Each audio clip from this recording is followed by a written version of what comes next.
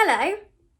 So as you may be aware, the clocks go forward this weekend, meaning that we lose an hour of sleep, which is quite distressing.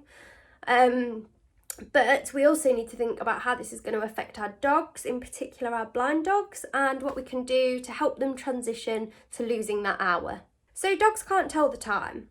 They rely on an internal system which is called the circadian rhythm. Blind dogs tend to rely a little bit heavier on the circadian rhythm than, say, a dog with sight. This is due to the fact that a dog with sight can see when the sun's coming up and when it's going down.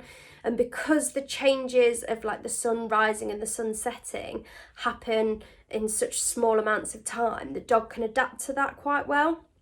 Whereas our blind dogs, they can't see those changes in time. So when the clocks go forward and we lose an hour all of a sudden, that can confuse and worry them. They might get anxiety. So we need to do what we can to make sure that we give them that nice, smooth transition.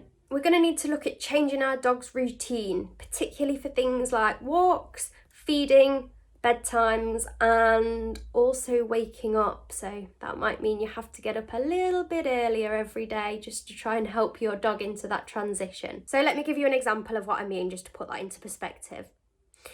So my dog Poppy gets fed at 4 o'clock every day. That's her afternoon feed. So what I'm going to do is I'm going to feed her 10 minutes earlier every day. So on Monday, I'm going to feed her at 3:50, Tuesday 3:40, Wednesday 3:30, Thursday 3:20, Friday 3:10, and Saturday 3 o'clock. So when the clocks jump forward an hour on Saturday night, Sunday morning, by the time I come to feed her again on Sunday, it'll be 4 o'clock. So by doing those 10-minute little changes every single day, she's going to slowly adapt. It will shift the circadian rhythm a little bit more naturally, and she's not going to be as worried or anxious when it comes to Sunday and we've lost that hour. Don't forget to try and do similar things with bedtime, with walks. It has been suggested to try and take them on a little bit of a longer walk in the evening, or maybe try and play fetch on a walk, or take a toy with you just to help wear your dog out a little bit more so they're a little bit more tired and will go to bed that tiny little bit earlier as well. So I wish you the best of luck giving this a go with your dog.